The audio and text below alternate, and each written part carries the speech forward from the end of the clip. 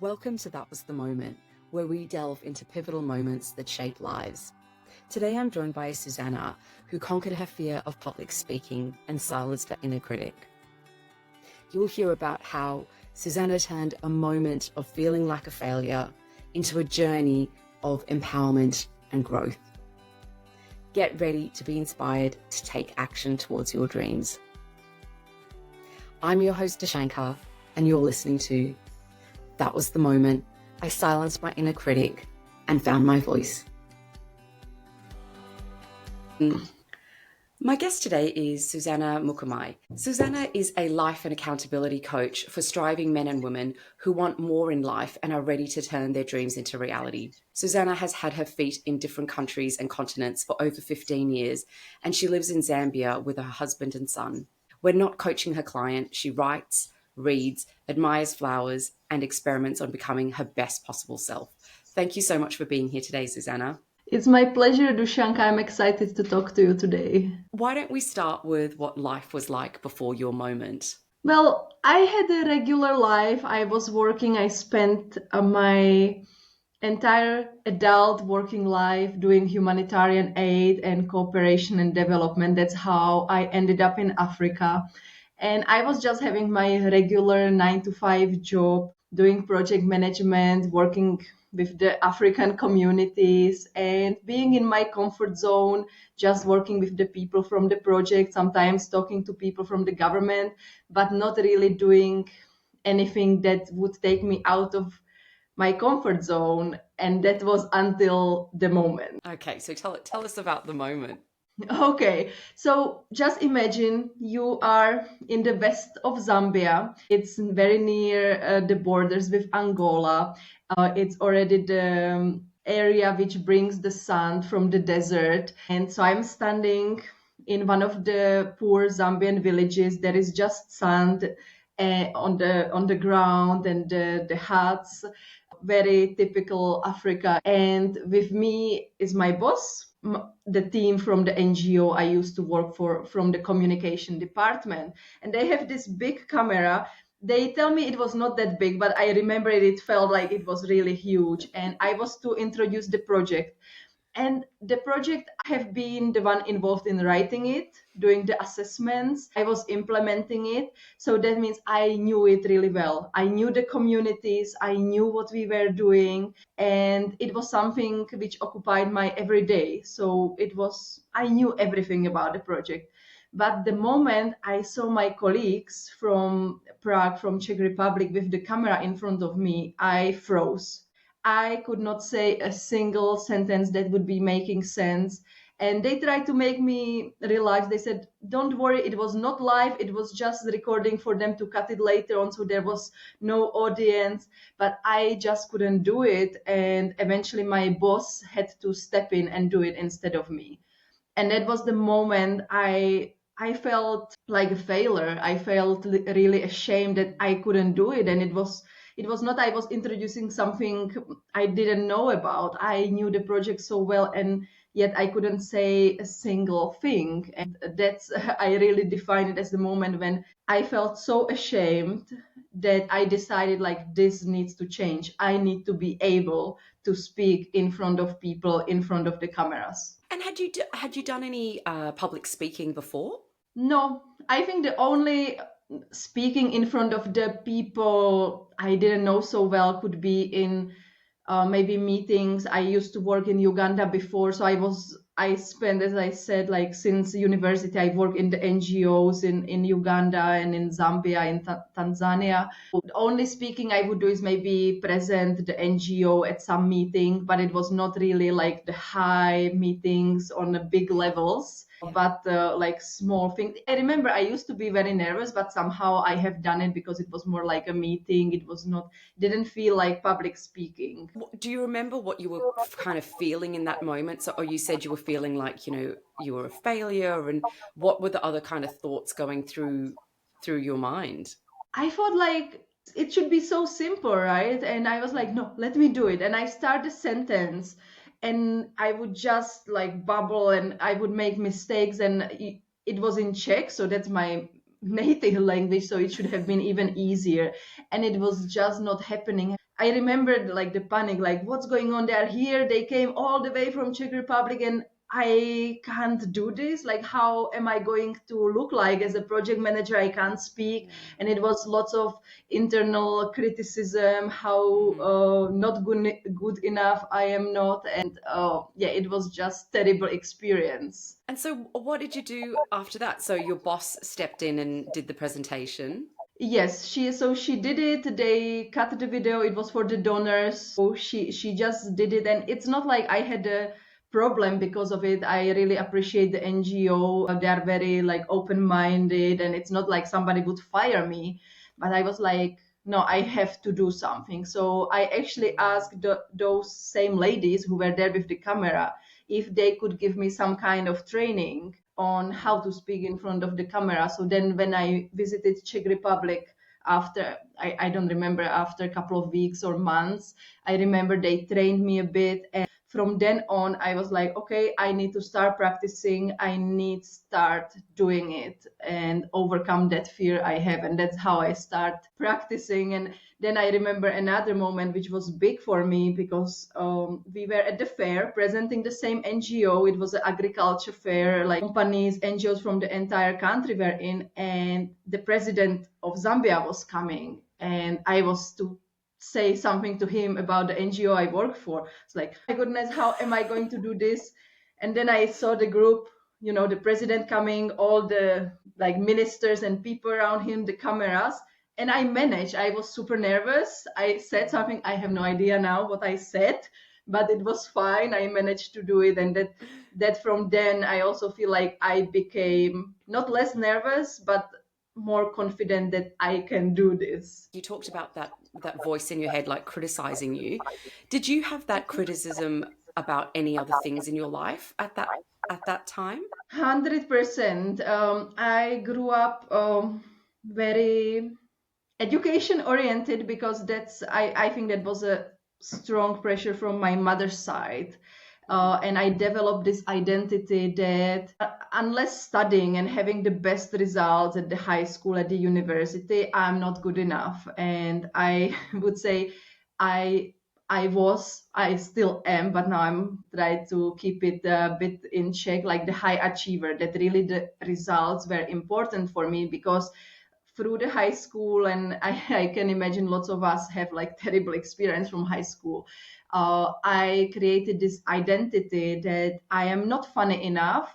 I'm not one of the cool girls. I'm not pretty enough. So the only thing I can prove my worth is having the best possible results. So that inner critic was there with me since the time I remember. And also I had like lots of issues around food and this like self-esteem, confidence, the way our body looks like. So all this mixture like was there constantly. I constantly felt not good enough. I remember maybe around 16 or 17 thinking like I will never have a boyfriend in my life because I'm ugly and nobody will want me. I really remember that clearly. So I think the inner critic was always there, and I mean, she's always here. Like it's really difficult to get rid of it, but now I learn how to not to listen to that voice that much. Yeah.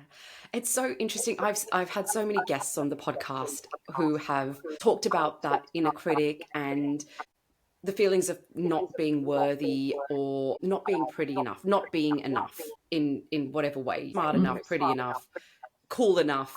I find it really sad that we we don't know how to silence that inner critic until we're so much older. Every woman goes through her life, and I'm going to say men as well because I know I've had some men on the podcast who've shared the same, but they have this voice that just berates us, and we don't know how to stop it. We actually, I think the worst part is we don't even know that it's there a lot of the times, but we're listening to it. Yeah. And this is really, it reminds me of a session I had last week with my client, and we were talking about this. And the session before, he had this big aha moment when he realized I am not what I tell myself. Like that was the moment for him when he realized that what the inner critic says doesn't equal who we are, just as you said. And it takes years and years. And for many people, they don't even realize in their entire life that these are two different things. Then in the next session I had with him, we were talking about like how to stop listening to the inner critic, because I believe unless you are a Zen master or maybe the Indian sadhu, like it's really hard to delete that voice. We will always hear it, but we can learn how to not pay attention to it, or we will learn how to hear it but say, okay, like I hear you, but I'm doing ABC. And in that session with my client, we were saying like we should have been taught this at school. Like why we have to wait until our 20s or 30s or even later to learn this? And I remember when I learned this, and when I looked back at my teenage years feeling not good enough, and I was like, why nobody told me this? It is so interesting. And I was in my mid 30s when I learnt about it.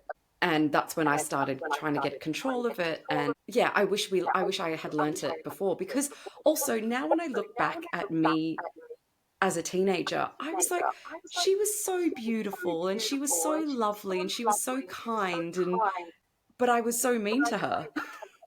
Yeah, I can really relate. It feels way too many of us have gone through this, and it's so sad actually.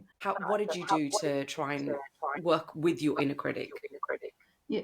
For me, it started already when I started my business journey after changing from humanitarian aid. And at that time, I joined the positive intelligence training, which its entire thing is about learning how to identify the inner critic and then learning how to stop listening to him or her. So I remember it was a 6 week training, and you really go through the visualization, trying to imagine your inner judge, and you start like getting small exercises how to notice how he or she shows up during the day. And that was the first moment I delved deeper into that. And what was really powerful is there was that visualization, and we were told to see our inner critic and to paint it. And I remember I painted like this wolf, like with big teeth, always like barking at me.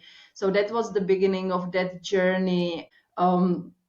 Since then, that was like 3 years ago, since then I can see the huge difference. And the thing is, it doesn't change from one day to another. It's not like one day you wake up and suddenly you are able to do it, but it's really like going to a gym every day. So eventually in 1 year you have a six pack. You are not going to get the six pack the second day after you showed up once. And that's the same with this ability to recognize your inner critic and Mhm. create the pause between the moment when you would want to react from your animal brain and react in a way that really serves you in a better way. Yeah, and something I tell my clients is you've got X number of years of conditioning of listening to that critic. So Mhm. you're not going to get rid of it in a day, a week, a month, even a year, like even 3 years, right? You're not going to get rid of it. And I know certainly with myself, I've I feel like I've got a few different voices in my head. I've got a cheerleader. I've got that voice that's like, yeah, go on, do it, yeah. And then I've got the I call it, it's a bit of a motherly voice that's like, are you serious?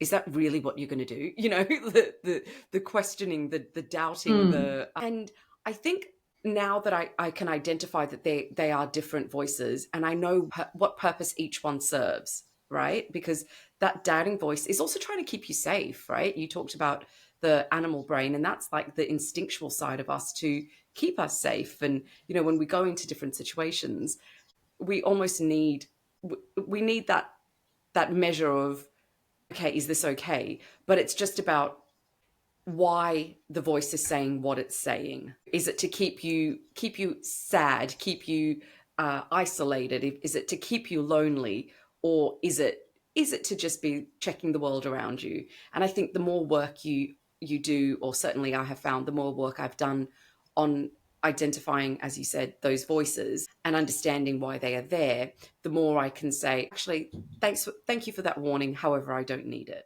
And I love that you mentioned that there are different types of these voices, and it's so true. And each of us have some that are more dominating than the others. So as I mentioned, like one of my inner critic style is the hyper achievement, that I look for the top of the mountain, and that's like what I associated my words with, is like how far I can climb. And then when you are up, you don't even enjoy it. You are looking for the next mountain to climb. Other Yeah. people's, they maybe want to please others, or they fall into the victim mode, or they are restless. They start one thing, then they don't finish and move to something else. So we all have different ways, and also in different situations, different inner critics show up. And that's what I love about this work. And as you said, 3 years is probably not enough. And I always tell to my clients, like, it would be lovely if I could tell you in 6 weeks or in 1 year you will be 100% okay. But I believe this is like work we will do probably until the end of our lives, because it's like an onion, no? You Yeah. peel, you discover one inner critic, you kind of sort it out, and then you realize, oh, here it also influences me, and it like goes deeper and deeper. And with my hyperachiever, I thought I had it somehow sorted on certain levels, and then I went to a therapy because of my fear of flying, and we ended up talking about this tendency of hyperachieving when it comes to relationships, where I initially did not see it. So it's really interesting how deep this goes, because as you said, we spend our entire lives being conditioned certain way at school, from our family, from the environment. And it sounds simple, but it's so hard to start untangling it. Yes, definitely. And yeah, you're right. And then you untangle one bit, something else tangles. And I think also different life experiences bring it up again, right? So you might go through a situation that you haven't been through in 4 years. So you think, oh, I've sorted that, the inner critic's quiet. And then a situation might arise that makes you think, hang on, that's come up again. So I think, yeah, it's constantly a work in progress. But I Yeah. think it's, for me, I also think that now that my dog's scratching at the door, so I'm not sure if you can hear her. No. um, I also think that the inner critic, like, I said before, it does have its place, because sometimes it just keeps you a little bit in check. As long as Mm-hmm. it's not dominating your life, it's not, as long as it's not keeping you from, I think if you have no critic whatsoever, and for example, if you just said anything that you wanted to say, it could be hurtful. It could be, you know what I mean? Like, I think that inner critic does have its place in maybe monitoring our behavior, a bit of self awareness, self monitoring. But as long as it's not criticizing you to the point where it's belittling you and Mm-hmm. making you feel unworthy. Yeah. I think there is really a fine balance between what's serving you, what creates the positive emotions, and what's no longer serving you, what creates the negative emotions. And this is something I also learned from the positive intelligence. They have the operating system really developed when it comes to the inner critics and saboteurs. And what they really highlight is that each of the type of the inner critic we have, it actually builds on our natural strengths, which is kind of in Mm. a line what you are saying. So in case of my hyperachiever, it's actually a good thing, because I am goal oriented. I don't need much external accountability. And I guess that's why I also became an accountability coach, because me personally, I don't need the external accountability. So these are good things if you keep it in the check, if you don't let the inner critic to take it to the another extreme end, and make it in such a way that it's no longer supporting you, that it's all about achievement. The same with, I mentioned the people pleasing before, right? It's a good thing, because people with this saboteur or this inner critic, they care about others. They are really like loving people. But then when it's taken to other extreme, like they forget about themselves, and they do just to please the others and not following their needs. So it's I find this really reassuring, that actually whatever inner critic we deal with, it's because we have some strengths, and that's something we are really good at. Yeah, I definitely agree with you. That's, yeah, definitely a nice way of looking at it, as our strengths. But as you said, as long as it's not sabotaging us. Um, Mm. and so, what kind of public speaking have you done since since that moment of terror? Yeah, so since that moment of terror, and then speaking to the Zambian president, I actually after that I got pregnant with my first and only child. And as for I can imagine, lots of women has experienced this, that when we get pregnant, when we get baby, we change what we are doing because we have this like big changes. And that's when I somehow, I don't know if it was just by chance or a destiny, I ended up starting my business, and it was some completely crazy idea to me. And I remember I signed up for this expensive course. It was $3,000. As a person, I was like, I have no idea even what kind of business I want to start, and we had to create online course. And I was telling myself, like, my inner critic was telling me, like, are you crazy? You hate public speaking and you want to do online course when you have to speak on camera and answer questions live. And in that course, the way it was built, like, it was 4-week course, so every week we had to make a lesson which was like 20 to 30 minutes. So that was recorded, but it's still, I remember those weekends I was trying to record 30 minutes for 5 hours. And then every first day we had to show up live on Zoom and answer questions. I had in my course, it was for women in intercultural relationships. I had 72 women there. And so that was the first thing I really started.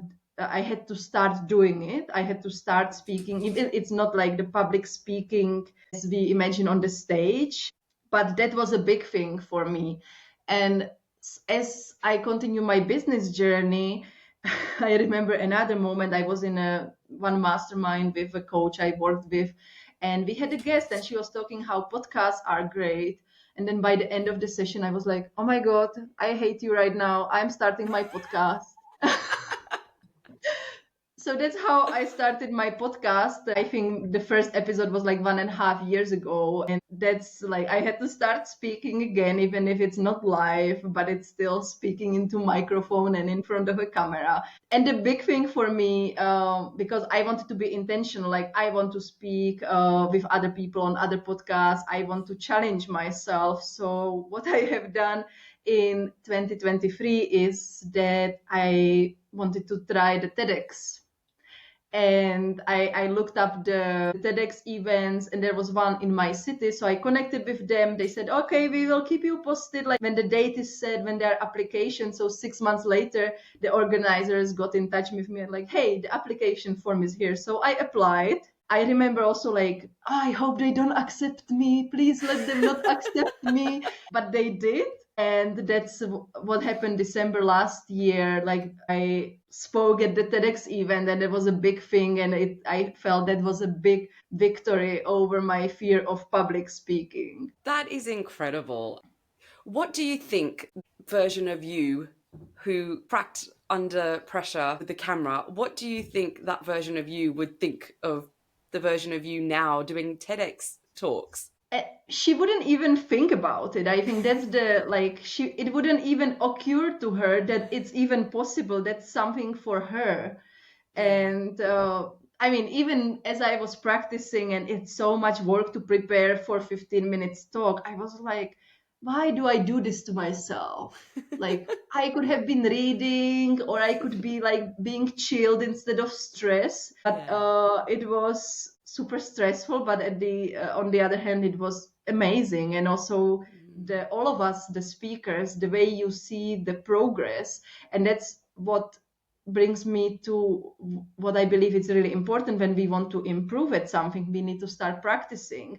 And I remember the first Zoom call with the other TEDx speaker, and when everybody was saying the speech for the first time, it was disaster for every single of us. It was terrible. Like you would be like, how these people, including myself, are going to make it on the stage. And then like slowly, everybody eventually on that day, even if the day before on the dress rehearsal, I forgot part of my talk, others were still reading. Somehow on the Saturday of the event, like everyone did amazing job. And it was so wonderful to see the progress, because we see these big speakers and we think that's how they were born, right? But there is lots of practice and lots of repetition behind it. Yeah.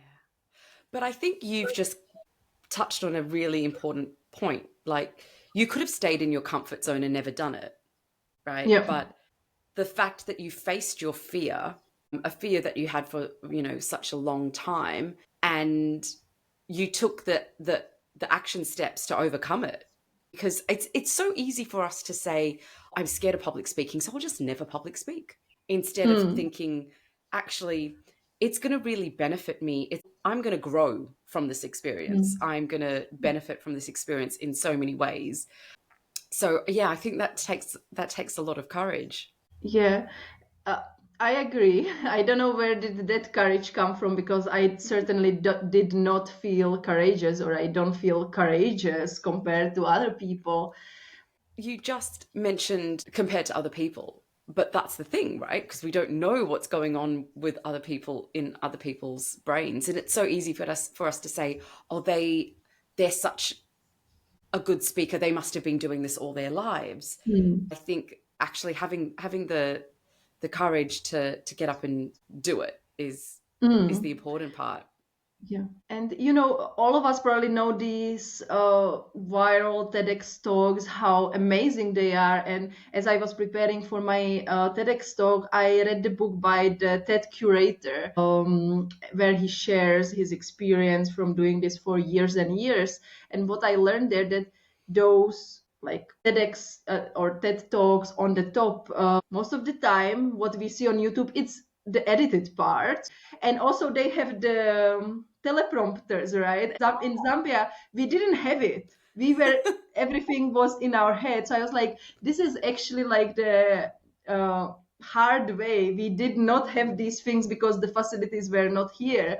So that was something like which made me feel more relaxed, because I realize what we see, it's not the full story, and it doesn't make those talks less amazing. They are amazing, but it just Mm-hmm. gives too much food to our inner critics. Says, no, you Mm-hmm. are not like Amy Cuddy, or you are not like Brené Brown talking. It's like, Mm-hmm. no, I'm not, because like I'm completely different setup. I'm at a completely different like experience, everything. And we all do it, we all compare, but again, that's a way of inner criticism. And I think a lot of these things are a way for us to stop ourselves from even trying. Like, sometimes the fear of failure is so big that we just don't even want to try.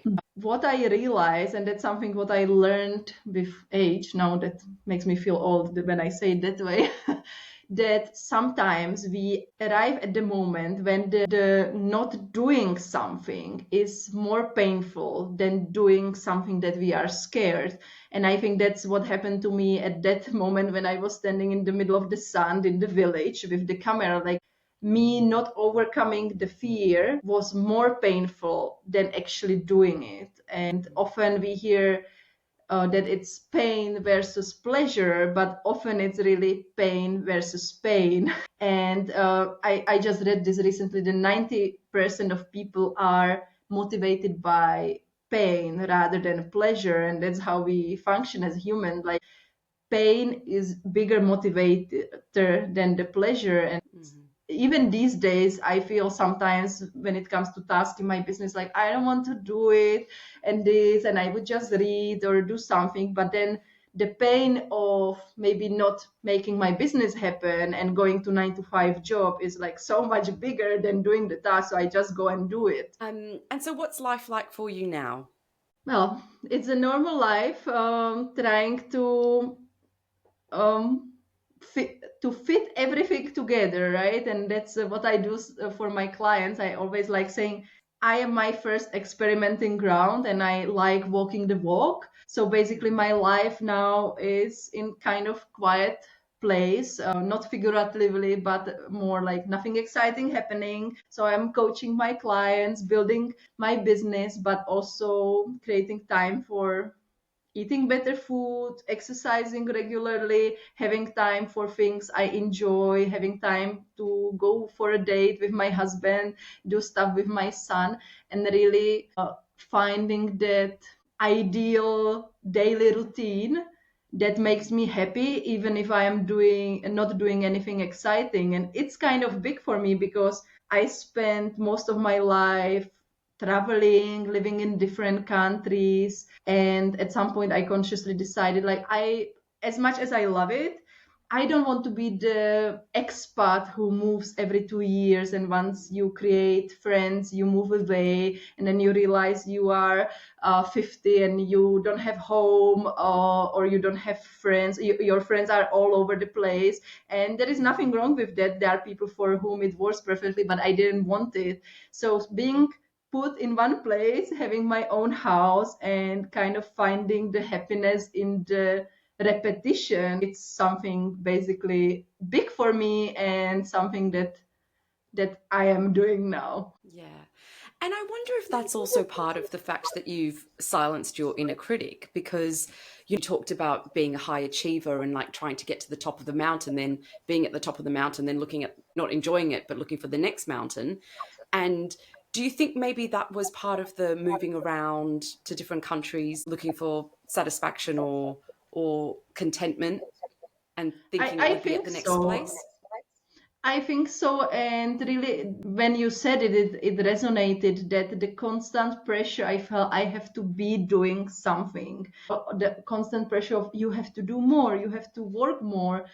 Actually, I since my son was born, like, it was the new baby, everything is crazy. So then when he became a bit bigger and he started going to school, I felt like every moment when he is not home, I have to be working to maximize the time. And that slowly I realized, like, oh, I don't have to, actually, like, I can create my own schedule. And that's something what I'm really enjoying now. Just few weeks ago, I realized, like, I am the boss of my schedule. I'm creating my business. Most of my clients are from the US, so I coach a lot in my afternoons and twice a week in the evening to accommodate the different time zone. And the time which is less busy is the morning, and my son is at school. And as a person, what is really important for me is to have the space to think, just the space for myself. So I have decided that I won't have any meetings or any to-do list from 8 to 10 in the morning, with one exception of those Australian client, right? Because you guys are Yes. ahead of me in time. For the rest of the days, 8 to 10, that's my time. So I usually finish my workout. I sit on the veranda, I watch the birds, I read books about coaching, and do things that really energize me. And it made such a big difference allowing myself to do this. And I see, like, I am more productive. It's not like I get less stuff done, and I enjoy my day so much more. And the last thing before I stop talking is, the discussion about how people hate Mondays. And just recently there was a post on LinkedIn. It's like, so how is it with you? Like, do you hate Mondays? And I actually responded, I actually look forward to Mondays, because, as I said, the space is really important for me, and that's the time when my son goes to school. I can go back to my routine. I can sit 8 to 10 on the veranda, have time to think. And that's why I love Mondays now. So it's really, we are often more powerful in how we create our schedules, how we create that kind of daily happiness than we think. Yeah, and it sounds like you've taken control of your life in away from the overachieving critic, slowed it down, but you're getting just as much done. Yeah. Yeah. As I said, it's work in progress always, and that's not my only critic, right? There are the Yeah. other Oh yeah. types. But right now, I feel like I'm in a pretty good spot, and it's fun because if the people who are listening, if they experience living abroad, it can be very lonely. And often you, especially in the humanitarian aid sector, you live in remote places, and it can feel exciting on one way, but then it can feel so boring. And just Yeah. learning how to be happy in your day when something not exciting is not happening, or when you don't have all those friends from the high school, it can be tough, but as I said, like learning to be happy with what we have and being grateful, it sounds a bit cheesy and a cliche, but I think it's something that can really serve us. Is there anything else that you'd like to share with us today? Yes, I wanted to say, if you want to do something, I really believe you can do it and you can overcome the fear, because I was terrified of the camera, and there are so many people who are scared of public speaking more than the death. There was some research on it. So, and I'm not some superhuman, right? I'm like a normal person from a normal family, and I just decided I want to do something. So it's really possible. If there is something your heart calls you to do, why not? Why should you listen to your inner critic, who is not you? The inner critic is a separate free thing. It's not the real you. Even though it's not easy and it's not quick, it's 100% possible to work towards our dream, get stuff done, and achieve our goals. Yeah, definitely. And I'm going to be adding your details to the show notes as well. So if people want to get in touch with you, they'll have all your details, including your podcast. So if you could be remembered by one word, what would that word be? Action. And what does action mean for you? It means that however many books we read, um, it doesn't mean anything if we don't do anything. And we can have dreams, and we can have all these plans, but if we don't take the step and don't do something about it, nothing is going to change. And even if we take the step in the wrong direction, at least we start moving. And really, the change is not possible without action. That's why it's so important for me as a person as well as a coach, to encourage myself as well my clients to take the action. And it doesn't have to be big, right? If you are scared of speaking in public, it doesn't mean that you are applying to TEDx talk right now, but it can mean that you just talk to the person in the shop you don't know. And it can be a really small step, and as you start moving, things start changing. I really love that. Thank you so much for your time today. I've really enjoyed our conversation. Thank you as well. It was my pleasure. I hope someone listening will find some sort of inspiration to stop that inner critic or take action and to work towards their dreams. Because as you said, having a dream is great, but making it happen is where the magic lies. Mm. Yeah. If we don't take the action, the dream is just going to remain Be a a dream. dream. Yeah, amazing. Thank you so much. Thank you for listening. I hope today's conversation empowers you and inspires you to know that no matter your current situation, your life can change too. All it takes is a moment. If you enjoyed this episode, please subscribe, rate, and share it with a friend. And if you would like to support the podcast, you can buy me a coffee at buymeacoffee.com/thatwasthemoment. Until next time, be present in each moment, because you never know when your moment will come, or when you have the gift of being a moment for someone else. Take care.